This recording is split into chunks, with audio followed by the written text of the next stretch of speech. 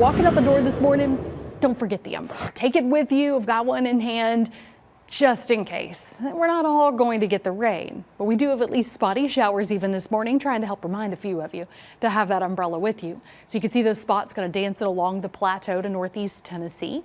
Add in some extra heating late morning to midday, and that can help to turn those up into a good downpour to a thunderstorm.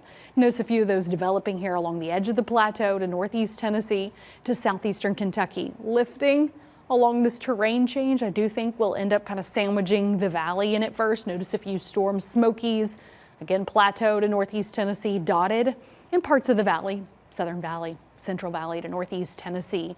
So that is our terrain change, kind of encouraging a few storms in parts of our area. That's why I've got you at about a 40% coverage. I do think this will help to drive a few storms down into those lower elevations throughout your afternoon. Still dancing along the foothills to mountains around 5. Still a few more storms developing and moving along the plateau 5 to 6. That can help to slide down a little bit better into the evening hours then for the valley. Notice 7 to 8. And it's noisier, a little rainier in parts of the southern to central valley and northeast Tennessee. Could have a couple of gusty storms flare up out of this scattered coverage.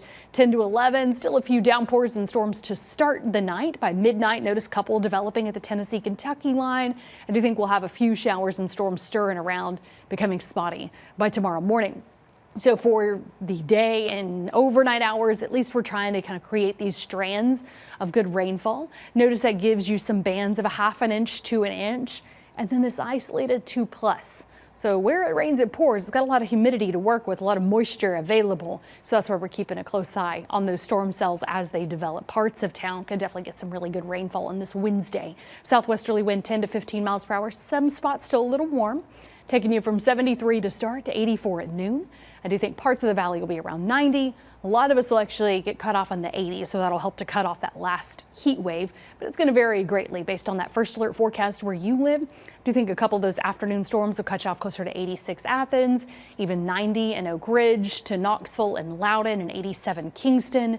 Well, then you're closer to low 80s on the plateau. 81 Crossville to Jamestown. 83 Tennessee-Kentucky line, La Follette and Middlesboro as well. 85 your high today in Maynardville to 87 Rutledge. Upper 80s here along the edge of the valley, 88 Sevierville. So it's all about that storm location as to when your heating gets cut off today. Going into tomorrow, as I mentioned, we'll have some spotty rain left over in the morning. Notice scattered rain and isolated rumbles of thunder stir around into your mid to late morning. So this is when we start stepping up. I do think there'll be a lot more clouds tomorrow. So more of a mix of sun and clouds Wednesday, more of a mostly cloudy view on Thursday.